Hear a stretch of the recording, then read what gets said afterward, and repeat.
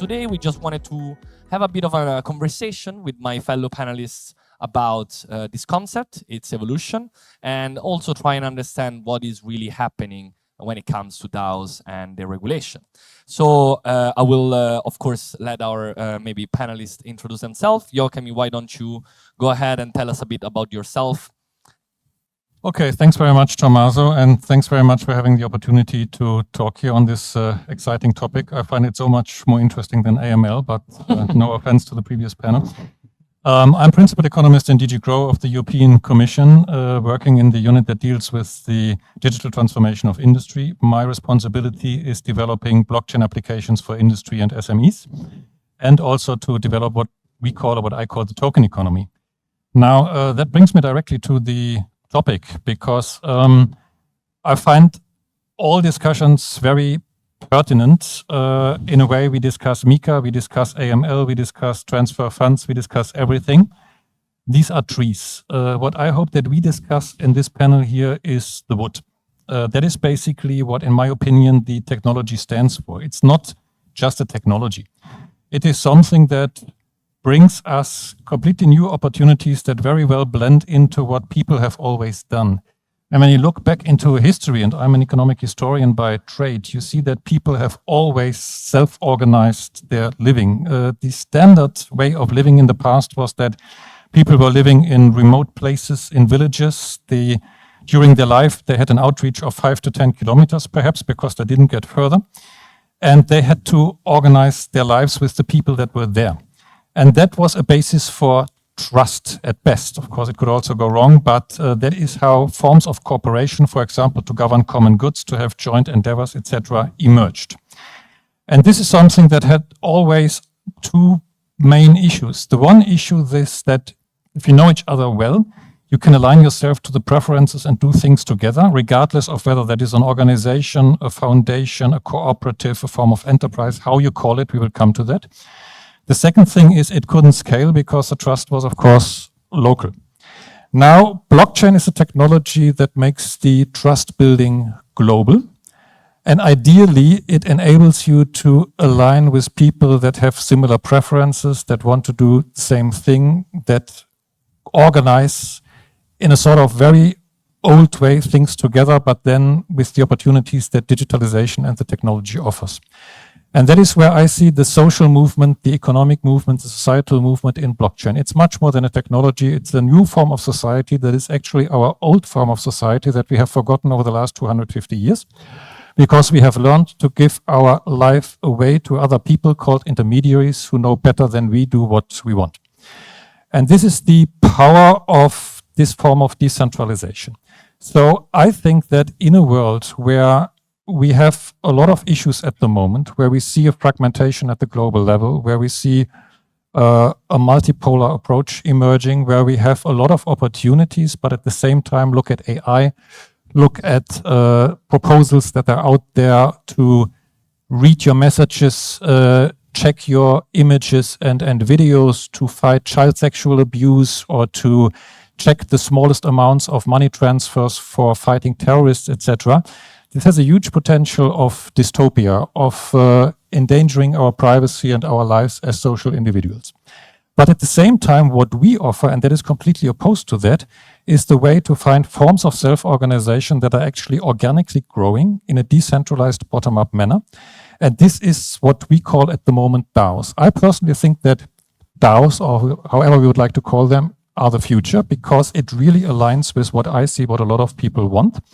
But of course, there again, we have two issues. The one issue is that a lot of people are calling things DAOs that are not DAOs, as a lot of people are calling things DeFi that are CeFi or traditional finance. So we have to be very clear on terminology. And the second thing is that the term gets a little bit, in my opinion, corrupted at the moment, because certain jurisdictions are progressing with legal frameworks for DAO that, in my opinion, are legal frameworks for traditional enterprises just to have a first mover advantage. So lots of stuff to discuss about, but later I will probably have the opportunity to discuss a little bit what the Commission is currently and perhaps in the future doing on that. But I think we have a very exciting topic, and it's a huge pleasure for me not only to have Tommaso here, but Daniel, who I know for me is the perfect representative actually of the sector, because what the Web3 Foundation, Polkadot, etc. are doing for me is absolutely in best practice out there. Well, thank you, Joachim, for that. And I think that's a perfect segue to let Daniel introduce himself and tell us a bit more about the Web3 Foundation, the project, the Polkadot project. How did you start to get involved in that? How was it set up initially? Because I think the whole story about the Polkadot ecosystem is also quite interesting for the debate we're having. Thanks a lot, Tommaso. Hi, everyone. And thanks, Joachim, for setting the stage. I'm Daniel. I joined the Web3 Foundation a year and a half ago. There was the week before Terra Luna imploded. It was quite a steep learning curve ever after. I manage a small team of lawyers and public policy people. Natalie, here in the second row, is with me today. I'm essentially responsible for all the legal work, but do mainly policy work these days. So in my previous job, and I think it's important to tell this here because it kind of frames my understanding of that space. I worked for big tech. It was quite a long tenure, and I worked on literally the whole Web2 issues stack. It was about disinformation, about hate speech, other sorts of content moderation, copyright, data protection, competition, at the end also quite a bit of AI policy. And I think if we talk about DAOs today, and Joachim already said that, it's important to look at this in a holistic way and understand it a lot broader than just DeFi, even though DeFi is certainly an important use case here. So the Web3 Foundation was founded by Dr. Gavin Wood, who's also an Ethereum co-founder, in 2017. We are at home in Zug, in Switzerland. Switzerland, at least geographically, part of Europe. We're still working on the rest of it.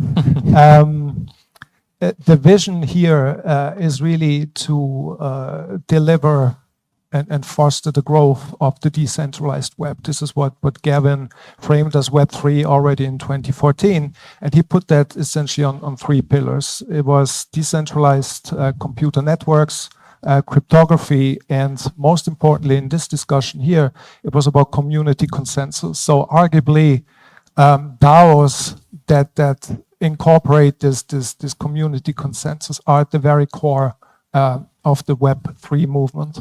Polkadot then is the technical implementation of that vision.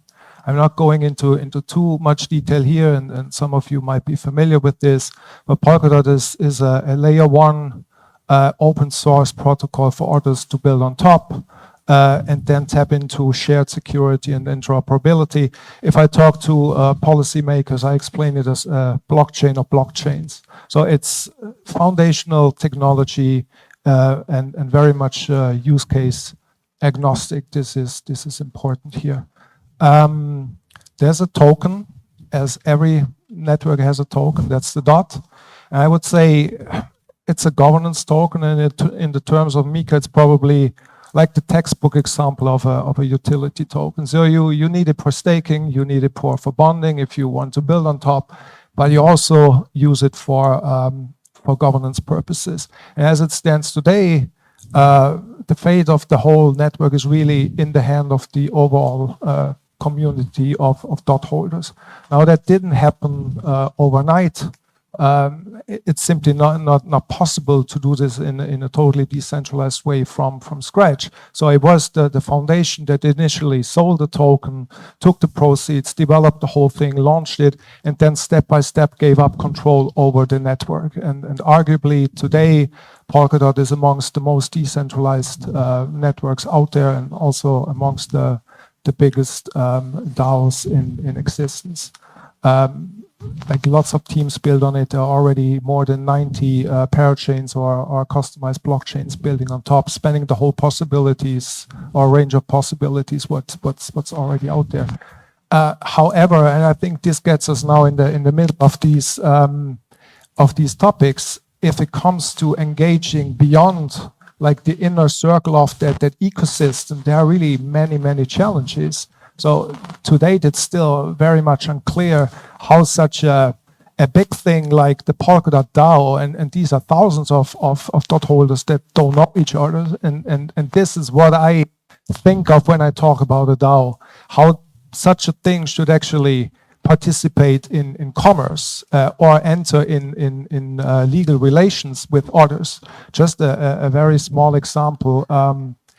The DAO tried to sponsor a bigger sports club. I can't tell any names. The foundation was negotiating on behalf, but it was the idea that the ultimate contract was close between that sports club and the DAO.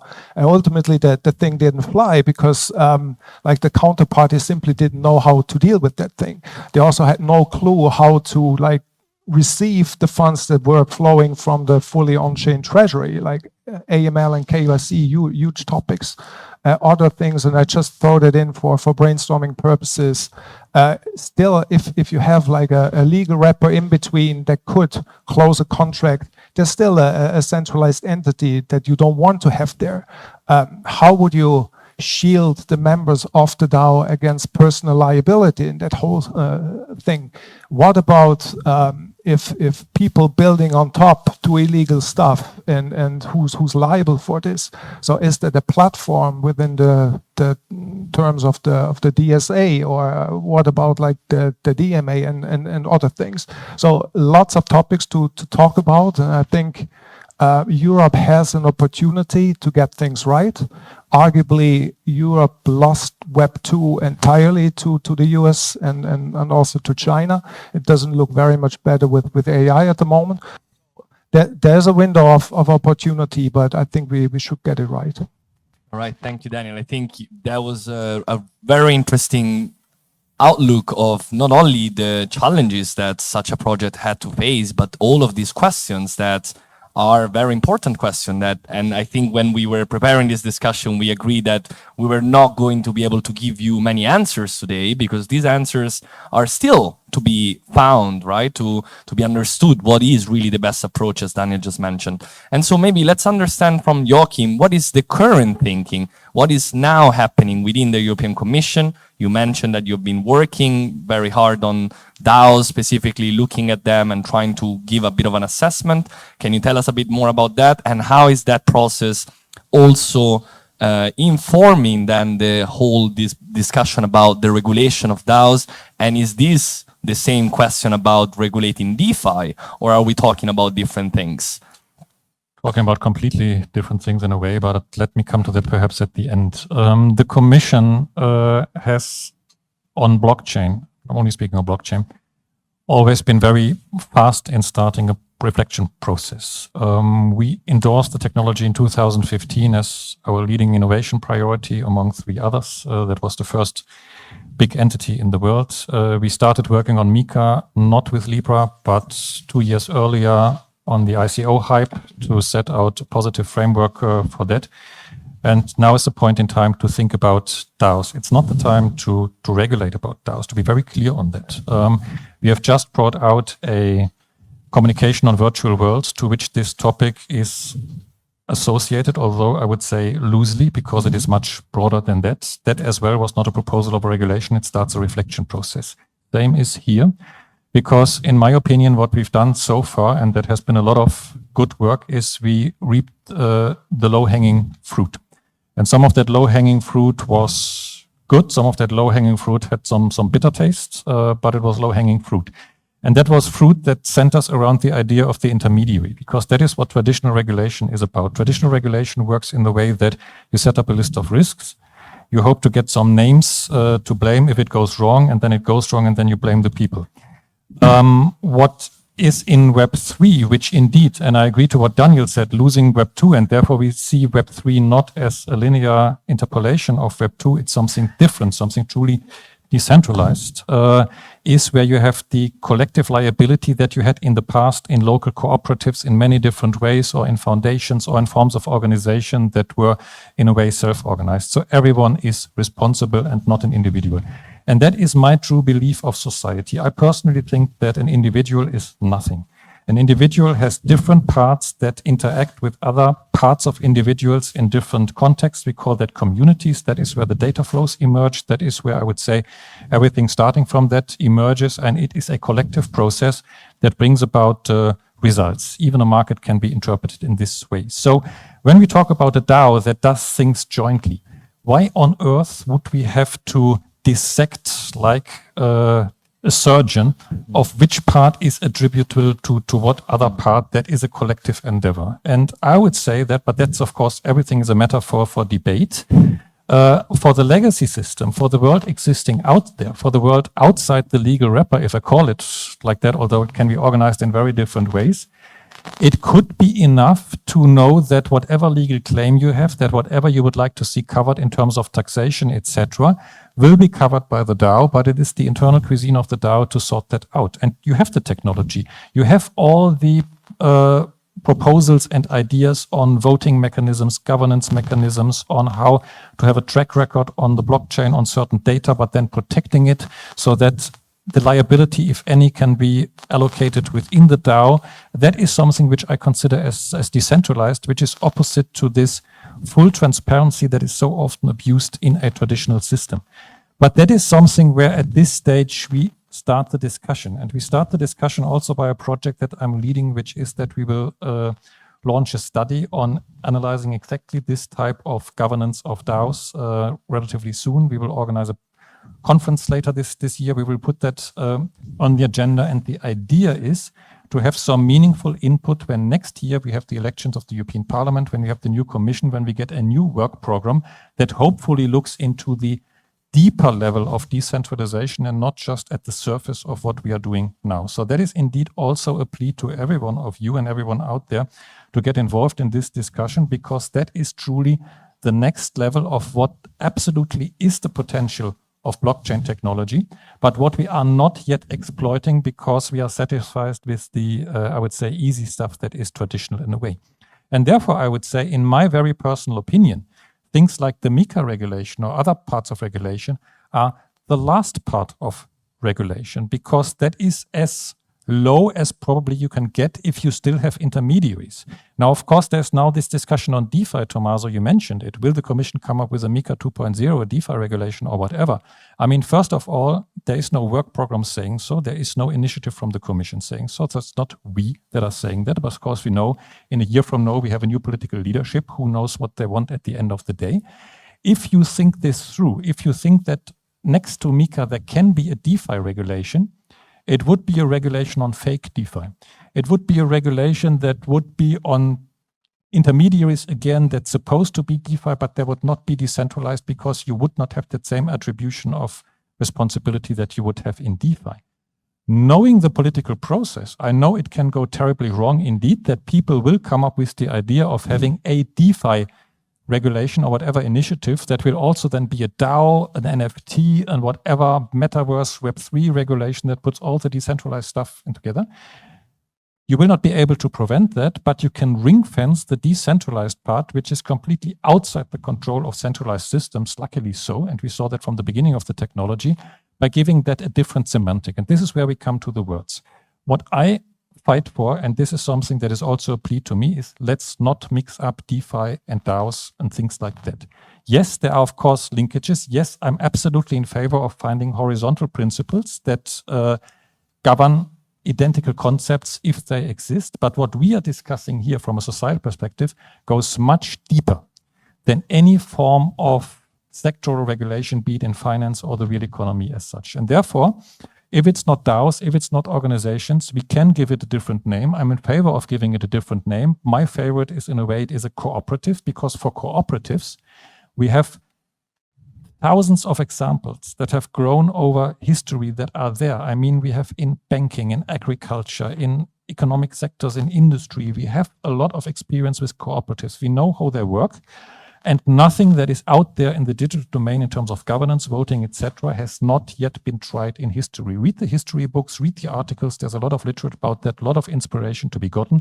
We only need to translate that in a digital way, and we need to make sure that we are radical enough to protect the people that are the basis of our economic system from the inappropriate curiosity of the legacy system, of peeking into that and attributing liability and finding the guilty ones, etc., that is not the core of our society.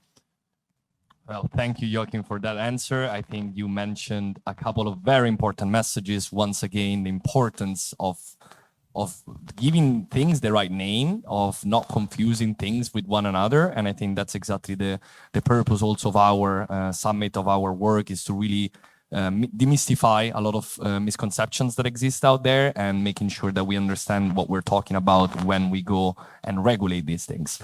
And I think now we wanted to, for this last part of the debate, we wanted to ask Daniel a bit also, first of all, of course, if you have any reaction to what Joachim say, but also I think will be interesting for our audience to hear a bit from your direct experience in the United States, as you had also the honor of testifying in Congress about this topic. So I think there's something interesting that we can draw in terms of lessons, and especially in terms of the governance model that in the end is used by Polkadot, and how that could have been a potential blueprint for looking at DAOs in that sense.